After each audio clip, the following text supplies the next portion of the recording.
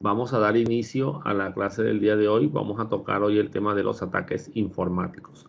En las clases anteriores estábamos hablando de los temas asociados a los diferentes conceptos que se tienen que tener en cuenta para poder hablar de seguridad informática, ¿cierto? Conceptos de repaso de los temas anteriores de la asignatura Fundamentos de Seguridad de la Información. Pasamos ahora a lo que es la segunda unidad de esta asignatura, que trata sobre los ataques a las plataformas tecnológicas. Entonces vamos a hablar de manera rápida sobre lo que son los ataques informáticos y vamos a ver los diferentes actores, ¿no es cierto?, que hacen parte de estos ataques informáticos. Más adelante veremos las fases que siguen los ataques informáticos y cómo estos son llevados a cabo. Haremos algunos ejercicios de ataques sencillos, ¿verdad?, para conocer un poco sobre estas técnicas que pueden utilizar los delincuentes informáticos. Y pues finalizaremos la unidad hablando de las diferentes vulnerabilidades y los que son la ejecución de test de penetración dentro de las organizaciones para medir la postura de seguridad de dicha empresa o de dicha organización. Entonces, comencemos primero que todo definiendo qué viene a ser un ataque informático. Dice aquí que es toda aquella acción que conlleve a poner en riesgo las propiedades de confidencialidad, integridad y disponibilidad de un sistema. ¿Listo? Entonces, un ataque informático es aquel que busca, o sea, un evento, una acción que busque vulnerar alguna de las tres características asociadas a la información, ¿verdad? Pertenecientes al tema de la seguridad. Normalmente es realizado a través de herramientas tecnológicas, ¿listo? Aunque existen ciertos ataques orientados a seguridad de la información que pueden ser desarrollados sin el uso de tecnologías basados en temas como el manejo de ingeniería social basada en humanos, por ejemplo, en donde pues se trata de engañar a las personas para tratar de obtener acceso a estos sistemas, incluso pues como sistemas como para llegar más adelante a realizar un ataque informático ya mucho más sofisticado y mucho más complejo, tratar de llegar a tomar control de las tecnologías. Contrariamente a lo que sucede en las películas, los ataques informáticos no son cosas que sucedan y que se planeen rápidamente y que en un momento dado simplemente es correr una herramienta y ya, y asunto resuelto, ya lograste hackear un sistema. Normalmente los ataques informáticos exitosos son aquellos que siguen una serie de fases y se toman su tiempo para realizar y desarrollar las diferentes actividades que deben cubrirse para que el ataque sea exitoso. ¿Listo? Entonces, cuando lleguemos a la parte de las fases de los ataques informáticos, vamos a darnos cuenta cómo el cubrir esas fases nos va a permitir llevar o le permite a los delincuentes informáticos llevar el ataque a buen término para ellos, malo para la empresa que se encuentren atacando, digámoslo así. Tenemos que tener en cuenta para entender estos ataques informáticos que existe dos formas diferentes de ver la tecnología. Uno es la forma como por lo general vemos el funcionamiento de los servicios.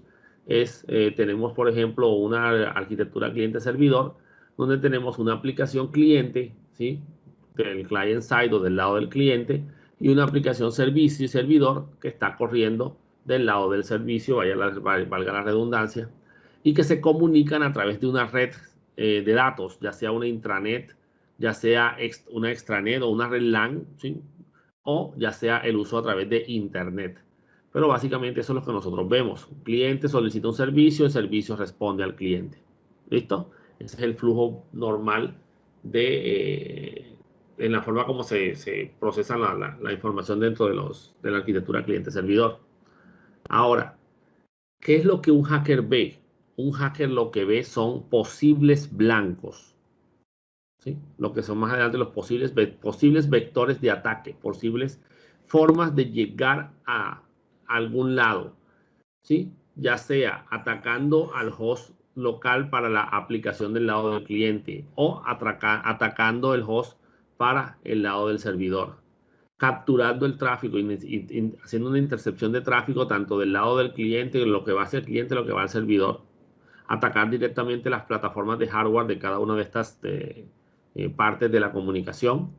Desde el lado del servidor, tratar de atacar al cliente y desde ahí, pues tratar de lograr atacar al cliente y desde el cliente atacar al servidor o viceversa, atacar al servidor y desde el lado del servidor atacar al cliente. Entonces, lo que un delincuente ve es eso, son blancos, ¿cierto?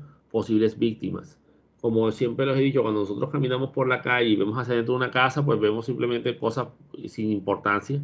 Es probable que lo hagamos de manera inconsciente y no notemos nada de lo que hay dentro de la casa y cuando seguimos de largo ni nos acordemos de qué fue lo que vimos allá. Pero cuando un delincuente va caminando por la calle y mira hacia dentro de una casa, él comienza a mirar televisores, comienza a mirar artefactos que pueden ser robados, mira a ver si se puede, si hay formas, si ve gente en la puerta, no sé, o sea, comienza a analizar y a buscar formas de vulnerar esa casa en este caso. ¿Ya? Entonces, para poder trabajar o para poder desarrollar controles efectivos a nivel de seguridad, uno tiene que saber cómo piensan estas personas, cómo atacan estos señores, estos delincuentes informáticos, y tenemos que aprender a mirar como ellos, ¿sí? Aprender a ver las cosas como las ven ellos. Tratar de mirar posibles blancos, posibles vectores de ataque para una plataforma, para un sistema, ¿ya? Y no pensar que estamos protegidos, ¿sí? No ser arrogantes y pensar que no, ya yo tengo un firewall, así que es muy difícil que me vayan a hackear. O yo no tengo información importante, así que no me van a estar hackeando a mí. ¿Para qué? Si yo no tengo nada que valga la pena aquí, ¿ya? Pero es probable que de pronto no te quieran a ti por lo que tú tienes, sino por lo que pueden hacer con tus equipos, ¿ya? Entonces tú eres parte de una red zombie que atacará una plataforma más robusta, que es la que a ellos les interesa. Los ataques informáticos se pueden clasificar de diferentes formas.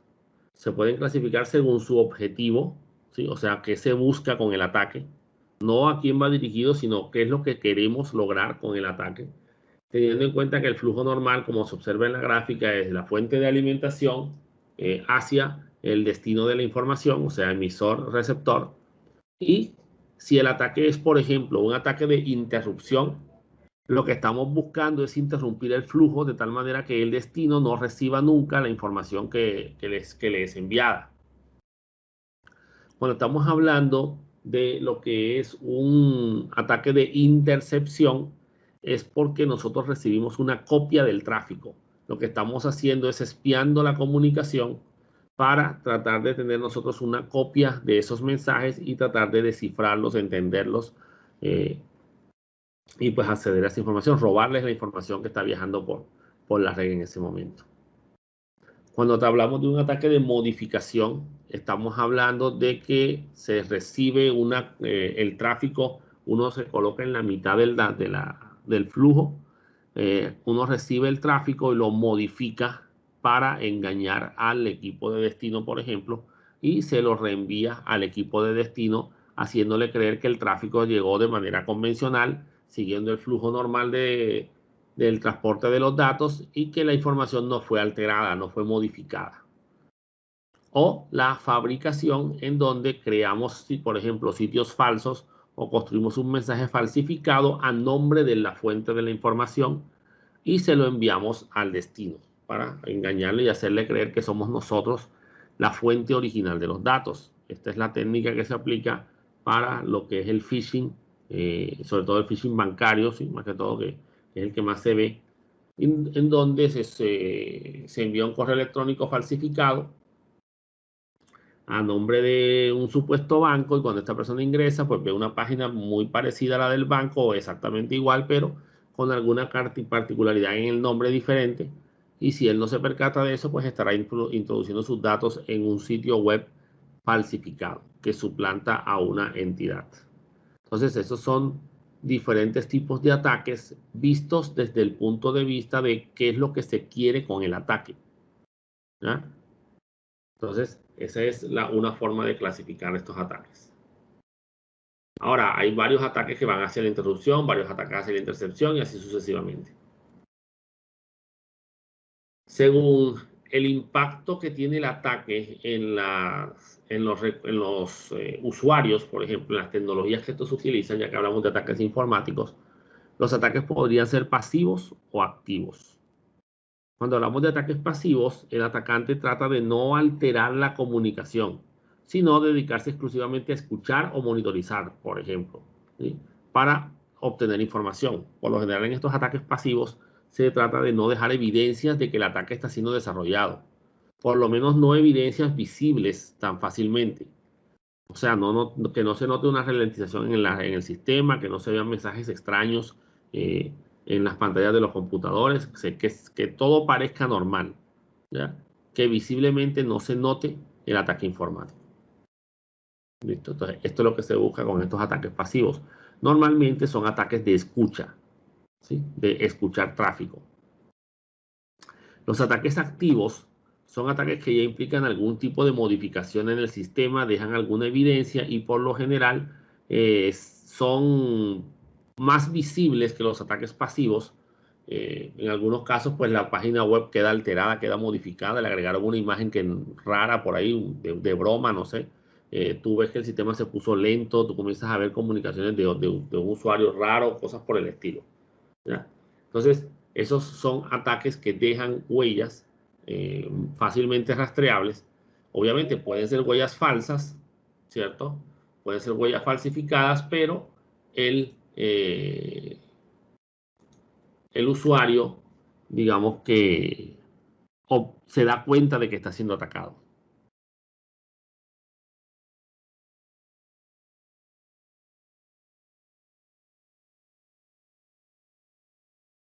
Hay unos ataques informáticos que son bastante complejos. Son los famosos APT, ¿sí? De Advanced Persistent Threat o amenazas persistentes avanzadas. Estos son ataques informáticos muy bien planificados.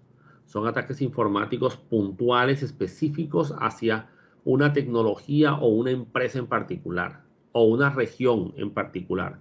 Normalmente son ataques que son extremadamente costosos y que son llevados a cabo por grupos que manejan una gran cantidad de dinero. Puede ser incluso gobiernos atacando a otros gobiernos a través de la famosa ciberguerra o mafias, grupos de mafias organizadas que tienen una gran cantidad de dinero y tiempo, invierten el tiempo necesario para lograr el ataque. O sea, es que un conjunto de procesos informáticos sigilosos y continuos, a menudo orquestados por humanos y dirigidos a penetrar la seguridad informática de una entidad específica. Esto quiere decir, señores, que las herramientas y las técnicas utilizadas para el ataque informático se concentran en atacar esa tecnología específica o esas vulnerabilidades específicas de esa entidad. Lo más probable es que si ese mismo ataque informático se ejecuta sobre una entidad distinta a la entidad objetivo, el ataque no sea eficiente, no se logre llevar a feliz término. ¿Por qué? Porque este ataque lleva toda una investigación muy exhaustiva de la tecnología específica que usa la víctima, digámoslo así, el país o la organización víctima. Tanto así que se construyen herramientas de software específicas para ese ataque, ¿ya? Entonces, involucra a grupos tales como gobiernos, porque son los que tienen el dinero para lograr llevar a feliz término estos ataques y poder contratar a las personas necesarias, contratar las herramientas necesarias, comprar la tecnología que se necesite para que el ataque pueda ser realizado, ¿verdad? Tanto con la capacidad, involucran grupos tales como el gobierno, tanto con la capacidad como con la intención de dirigirse de forma persistente y eficaz contra una entidad específica. Ha habido ataques persistentes avanzados reconocidos, la operación Aurora de los chinos, por ejemplo, el Stuxnet, que atacó las plantas de producción de uranio en Irán, ¿sí? Atacó las centrifugadoras específicamente. La idea era atrasar el proyecto de fabricación de armas nucleares en el Medio Oriente y lo lograron.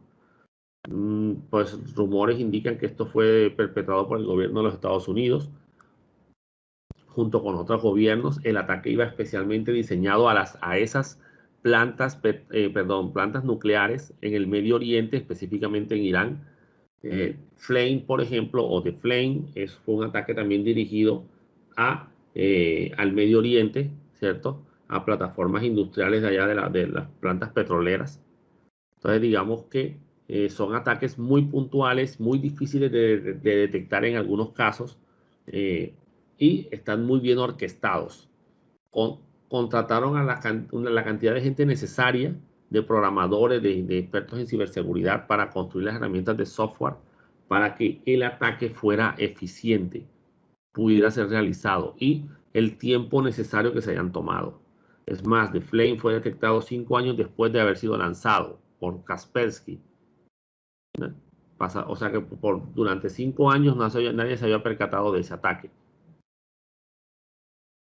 Y así como ese, pues ha habido diferentes APTs que se han desarrollado. Algunas no se sabe el origen, otras se presume, ¿cierto? Ataques de algunos gobiernos, cosas por el estilo.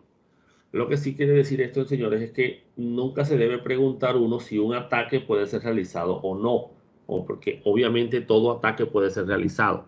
Si un software o un sistema puede ser hackeado, sí, la respuesta es sí, todo sistema puede ser hackeado.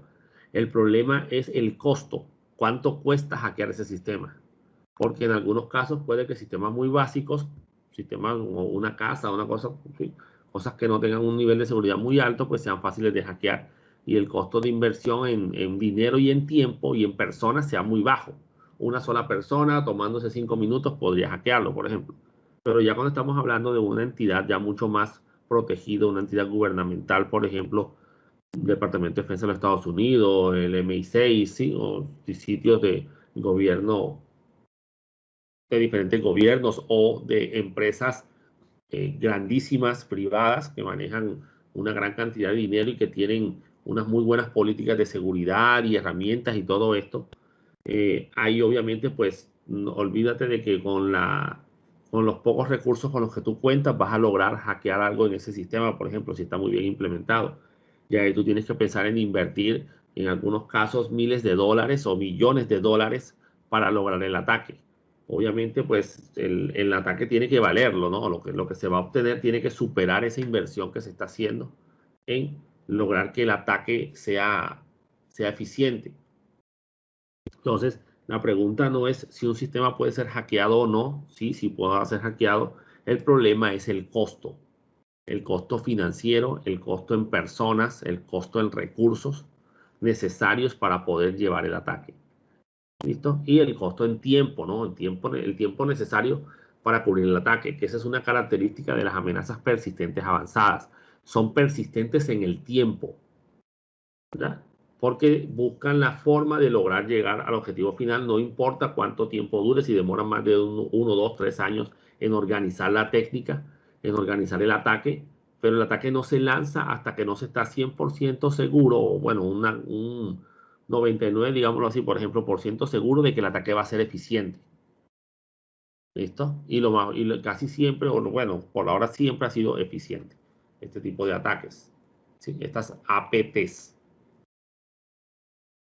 ¿Cómo se hace una campaña APT en este caso? ¿Sí? Siendo un ataque muy especializado. Se hace un estudio y una infección de la víctima. Entonces, utilizando muchas veces técnicas como ingeniería social, como phishing, correos dirigidos, ¿sí? Se trata, o sea, ahora, esto no es que es la única forma de hacerlo. Estoy dándoles unas fases, especificando ejemplos puntuales, pero no es que solamente se haga de esta manera.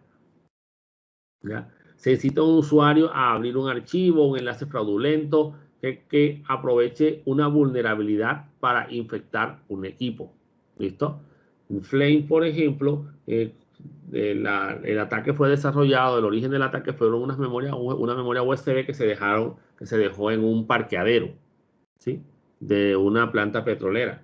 Y obviamente, pues cuando alguien se fue a su computadora y puso la memoria USB en el equipo, pues ahí comenzó el ataque como tal. Pero eso se logró después de haber hecho todo un estudio previo, ¿sí? De analizar si las víctimas, si las personas tienen bien definidos sus políticas de seguridad, si los usuarios respetan las normas, si tienen en cuenta el uso de memorias USB o no, o sea, toda una serie de factores, ¿sí? No hay una sola forma de hacer las cosas en estas cosas, en sistemas, ¿oyeron? En tecnología. Así como no hay una sola forma de hacer un algoritmo, sino muchas formas, pues lo mismo sucede con los ataques informáticos, con las configuraciones de redes, con todo. Luego de la infección de por lo menos una víctima, lo que se tiene que buscar es la propagación. Propagarnos dentro del sistema, pasar a los diferentes equipos y ir tratando de escalar privilegios, ¿verdad? Entonces, por ejemplo, utilizando la agenda, nuevamente les digo, como ejemplo, no es la única forma de hacerlo. Utilizando la agenda de contactos, por ejemplo, del primer infectado, el correo se le reenvía a los demás trabajadores, mientras se activa el malware que intentará acceder a las redes, máquinas y datos de la empresa. ¿Listo? Normalmente sí, siempre llevan incluido algún malware, en particular este tipo de ataques. Entonces ya infecté a la víctima y ahora me estoy propagando hacia otras computadoras disponibles dentro de esta organización para cubrir la mayor cantidad de equipos posibles que puedan estar involucrados dentro de la amenaza o del ataque como tal, del APT. Y después de haberme difundido en las diferentes máquinas, la mayor cantidad de máquinas posibles, pues trato de acceder a sus recursos y de utilizarlos, ¿verdad? Trato de, digamos que acceder a los recursos internos de la empresa según los accesos permitidos de los usuarios infectados. Trato de escalar privilegios y volverme un usuario administrador, por ejemplo, en los sistemas. Y trato de, pues, según la finalidad del ataque, pues acceder a los diferentes recursos de la organización. ¿Listo? Entonces, para poder lograr esto, para que estos ataques sean, como se dice, eficientes, pues se utilizan diferentes técnicas, como por ejemplo, ataques de ingeniería social. Se hace un estudio exhaustivo de las posibles víctimas, de empleados, ¿sí? Cosas por el estilo, oficinistas, departamentos, servicios técnicos, cualquier persona o grupo que permita acceder a la empresa. ¿Sí? Se aprovechan de vulnerabilidades de día cero. Una vulnerabilidad de día cero, como vamos a ver más adelante, todavía no lo hemos definido, es básicamente una vulnerabilidad que no tiene un parche de protección. No se ha sacado todavía el control para proteger esa vulnerabilidad, para eliminarla, digámoslo así, para que no sea explotable como tal. ¿Ya? Y se hacen intrusiones a los sistemas, ¿sí? Se hace inyección de código a sitios web, a bases de datos, inyecciones SQL, por ejemplo, ¿verdad? De la empresa de información que esté publicada en Internet para tratar de entrar desde ahí. ¿Listo? Estos son los vectores de ataque más comunes utilizados para llevar a cabo una APT. También se utilizan herramientas de software creadas específicamente para el ataque, por ejemplo. ¿verdad?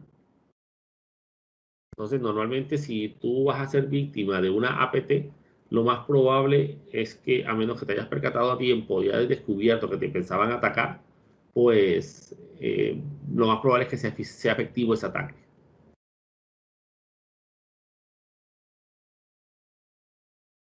Ahora, ¿qué efectos tiene un ataque informático para las empresas? Pues tiene muchos efectos negativos, ¿verdad? Por ejemplo, tiene la pérdida de beneficios que la organización pueda llegar a tener, por ejemplo, con entidades del Estado, entidades gubernamentales.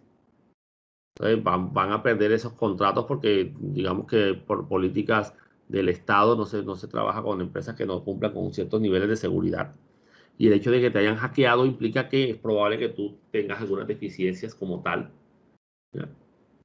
Entonces puedes llegar a perder esos beneficios que tienes ahí. Perjuicio de la reputación. Obviamente, pues si te hackean y la gente se entera y ese ataque se hace público, es probable que tu reputación y que pierdas, por ejemplo, clientes porque dejan de confiar en ti. E incluso puedes llegar a perder contratistas también porque no quieren arriesgarse a trabajar con alguien que fue atacado y que de pronto tiene algún software malicioso en su red debido al resultado de ese ataque informático. Obviamente, pues la interrupción de los procesos empresariales, esto depende del tipo de ataque. Si es un ataque orientado a espiar, pues normalmente no se afectan los procesos empresariales. Pero si es un ataque orientado a afectar los servicios o los productos que ofrece la empresa, pues sí, ahí sí voy a tener una afectación o una interrupción de los procesos empresariales. Consecuencias legales. En este caso, señores, estamos hablando de un incumplimiento de normativa legal que puede generar multas y en algunos casos hasta cárcel. ¿Sí? Eso depende del país. Por ejemplo, el incumplimiento de la ley 1581 de protección de datos de los ciudadanos colombianos, pues va a conllevar a multas que te pueden afectar financieramente a la organización. Multas de 200, 500, 1.000 millones de pesos. ¿Ya? Entonces, por un incumplimiento, porque te hackearon y se logró demostrar o se logró acceder a información privada de los usuarios tuyos, de tus clientes, y obviamente, pues, se descubre que tú no tenías los elementos de protección necesarios. Ojo, el hecho de que te hackeen no implica que ya de por sí vas a tener una multa. No, porque tú puedes demostrar que tenías las herramientas de protección necesarias para controlar en una gran medida los ataques informáticos. Y que ese ataque informático particular que te ocurrió a ti, pues se aprovechó de alguna debilidad del sistema que no habías podido controlar por alguna razón, pero que tú sí tenías los controles mínimos necesarios para tratar de garantizar la seguridad de esa información. Entonces ahí digamos que te puede salvar un poco. Pero este cumplimiento legal hay que tenerlo en cuenta y digamos que actualmente es la forma más utilizada para vender seguridad en las empresas. Ese incumplimiento de la ley 1581 y esas multas que pone la Superintendencia de Industria y Comercio, que son públicas, ¿sí? En la página de la SIC ustedes pueden ingresar y ver las multas que tienen las diferentes organizaciones. Digamos que te pueden ayudar a vender la seguridad. ¿Listo? No, hay que comprar un equipo que vale $25.000. ¿Listo? No, pero es que si no lo tenemos y nos llega a pasar algo, nos pueden poner una multa de 500 millones de pesos. Entonces tú ahí comienzas a sopesar una cosa con la otra, ¿ya? Para poder vender la seguridad como tal, que es difícil de vender. ¿Vieron? Incluso, no sé si a ustedes les envié una invitación a un webinar, se me fue la fecha ahora, sobre cómo medir el retorno de inversión en los proyectos de seguridad informática. ¿Sí? Un tema bastante interesante que de pronto a la parte técnica o a nivel técnico no nos llama mucho la atención, pero que sí es necesario porque nos puede servir como elemento de venta para vender seguridad en una empresa. ¿Listo? O sea, cómo van a hacer ellos para tener su retorno de inversión lo más rápido posible. Porque normalmente ven la seguridad como un gasto, porque no tienen relación con la productividad de la empresa, simplemente es para proteger la productividad, pero de ellos normalmente no lo ven de esa manera, sino que lo ven como si fuera un gasto. ¿Ya? Deterioro de la confianza del inversor, claro que sí, porque como les digo, si se ve afectada la reputación, es probable que los que quieran invertir en tu organización, por ejemplo, si tienes acciones en la bolsa, pues estas acciones caigan. ¿Ya? O incluso pues que la gente no quiera seguir invirtiendo en tu empresa o no quieran trabajar contigo, las otras empresas. Y lo que ya habíamos dicho, el deterioro de la confianza de los clientes. Cuando a Sony hace varios años ya, o bastante ya, le hackearon la PlayStation Network, la red de PlayStation, eh, tuvieron que bajar su plataforma por varios días mientras solucionaban el problema y después cuando lo volvieron a subir, otra vez se lo volvieron a hackear y otra vez tuvieron que bajarse la red como tal. Se robaron números de tarjetas de crédito, se robaron datos de los usuarios, contraseñas.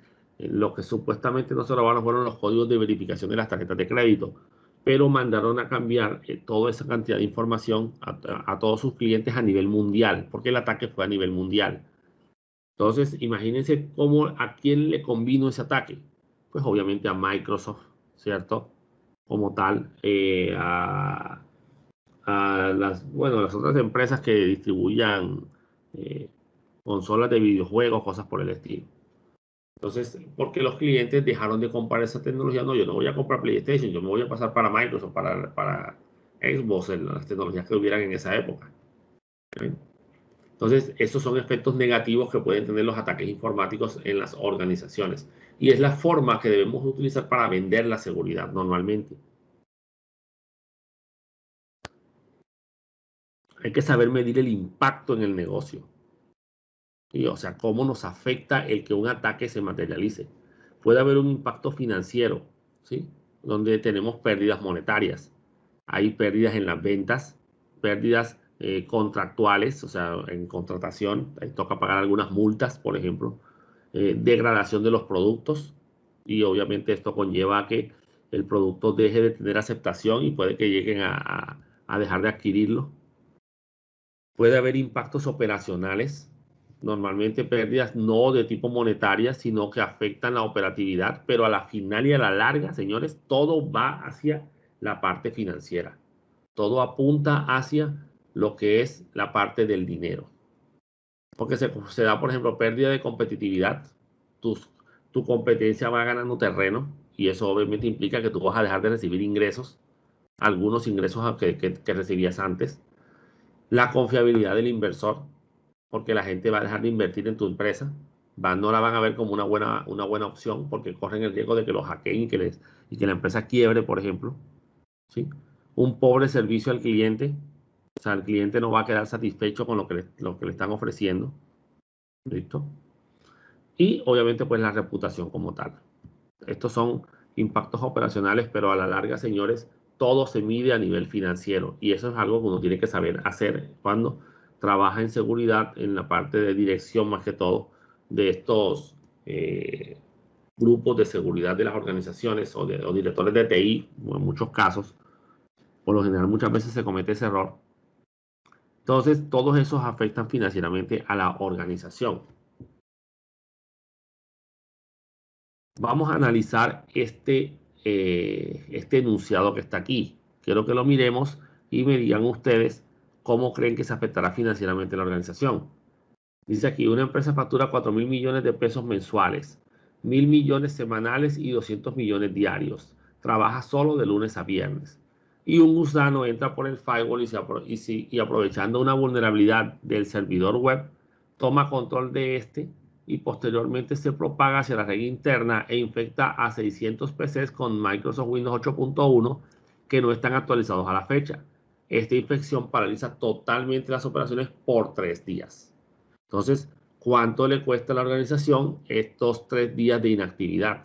Mientras estuvo funcionando el malware como tal dentro de la organización. Entonces, saquen los cálculos, pues. 600 millones, ¿verdad? Ojo.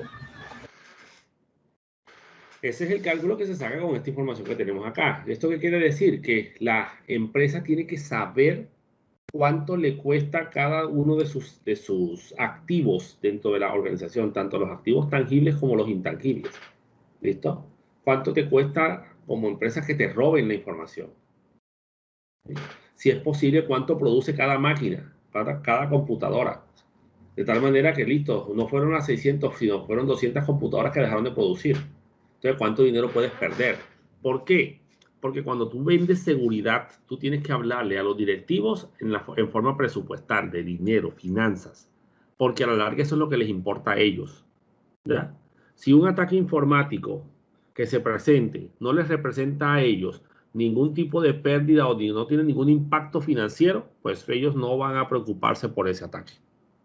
O no es que no tengan, porque normalmente sí lo tienen, simplemente que tú no lo supiste calcular, no lo supiste vender. Entonces, por eso es que la gente, los que son jefes de sistemas y jefes de temas asociados a ciberseguridad, también tienen que manejar esa parte financiera y esa parte presupuestal, ¿ya? Para poder hacer estos cálculos de el posible impacto económico y los retornos de inversión asociados a las compras y la adquisición de tecnología. Porque ya lo dijimos, esa tecnología no va a servirte para producir mejor, para producir más, ¿ya?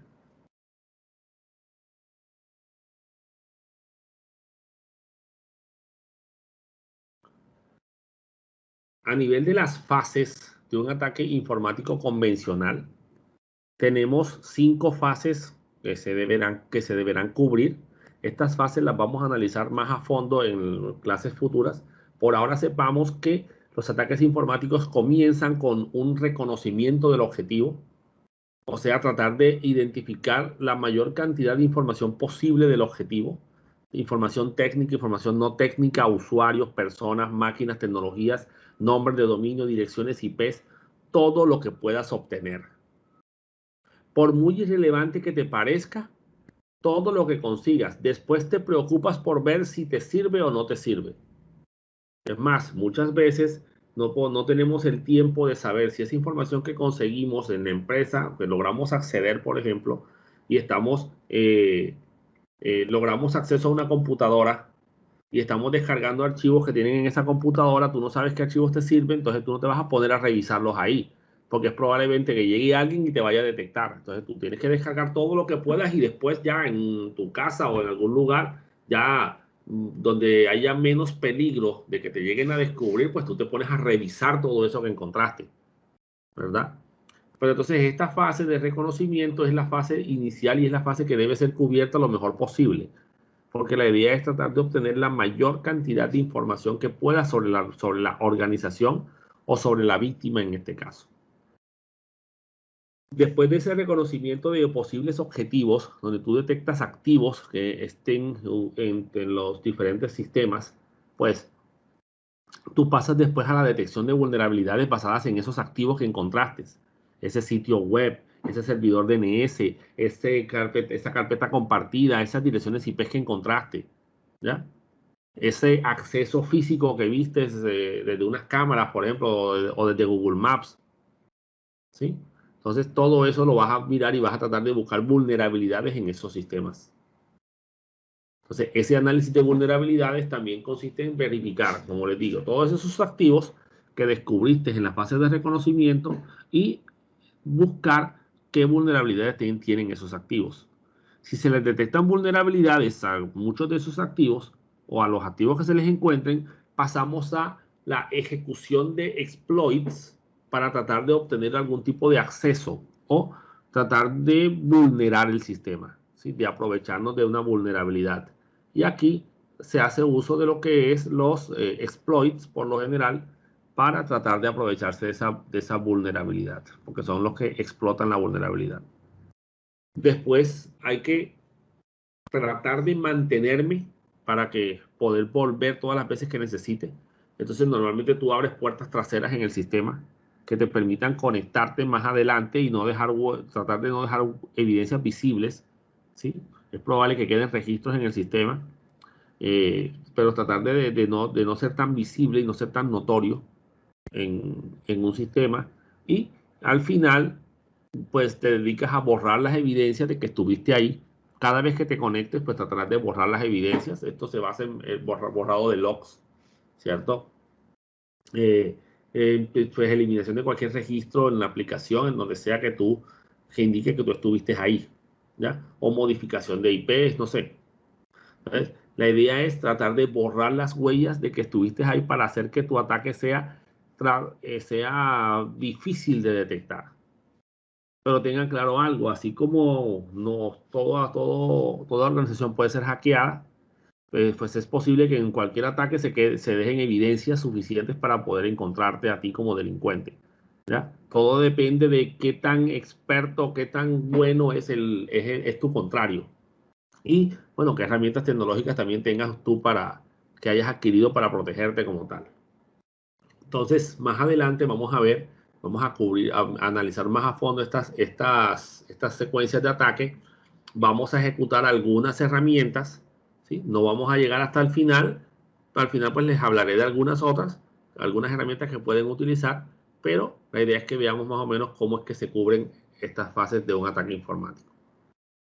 Un vector de ataque, ¿qué viene a ser? Es el método que utiliza una amenaza para atacar un sistema. ¿Listo? Es cómo hace para lograr atacarlo. Entonces, el detalle de las fases iniciales del ataque informático es lograr detectar ese posible vector de ataque. Una vez determinado el objetivo a atacar, son necesarias una serie de indagaciones previas para determinar cuál es el vector de ataque adecuado para esa tecnología. ¿Qué información te puede servir para detectar un vector de ataque como tal? Los datos acerca de un dominio, el rastreo de rutas de mensajes, o sea, qué rutas siguen los mensajes dentro de la red, el scanning de puertos, o sea, escanear puertos para buscar servicios que estén expuestos en el sistema, que estén disponibles para analizar y detectar esas vulnerabilidades basadas en esos puertos. O sea que lo que busca la fase de reconocimiento es detectar los posibles vectores de ataque a una organización. ¿Ya? Y por último, el concepto de superficie de ataque. Superficie de ataque es el espacio de tu sistema que se encuentra expuesto a un posible atacante y que lo puede hacer, pues, digamos que puede hacer fácil o difícil que tu sistema sea explotado, ¿verdad? Entonces, normalmente cuando uno configura un sistema tiene que basarse en el mecanismo o el método del mínimo privilegio, ¿sí? Y disminuir la superficie de ataque lo más posible.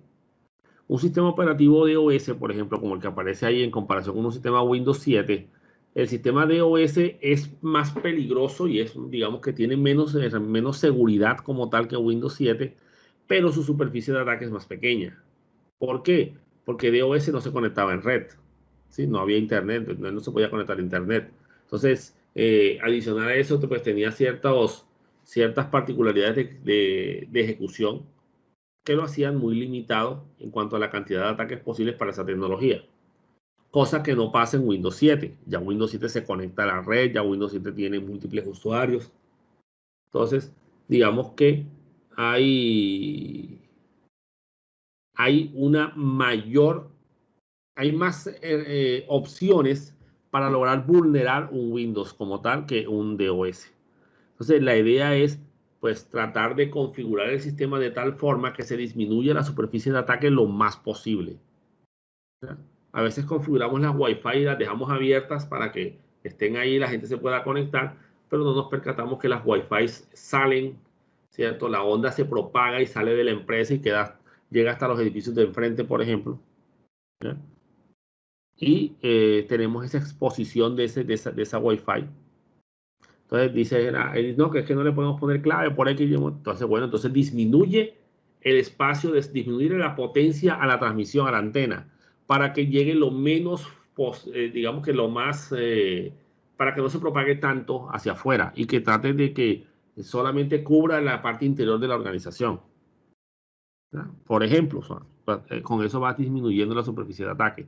Entre más redes tengas en tu organización, pues más opciones de vectores de ataque vas a tener. Tu superficie de ataque va a ser más alta.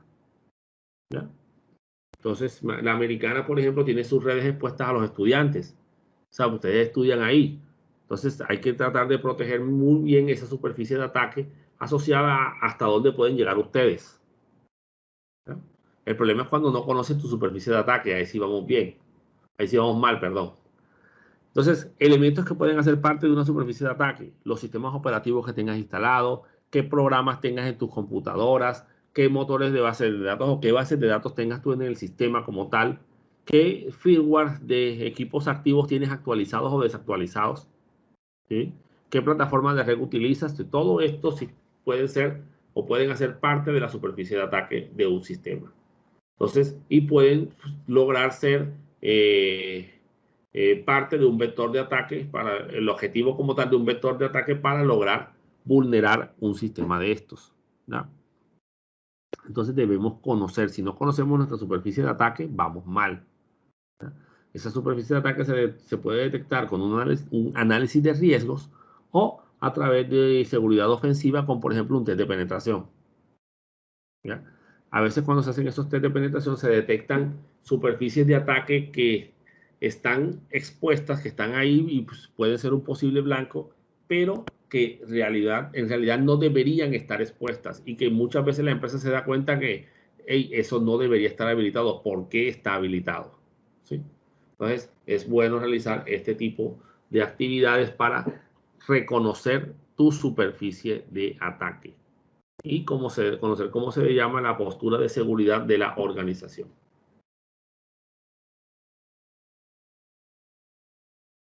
¿Listo? Entonces, esa era una introducción a lo que son los ataques informáticos como tal, para dar introducción a la unidad. Con esto finalizamos el tema del día de hoy. Ya nos veríamos para la próxima clase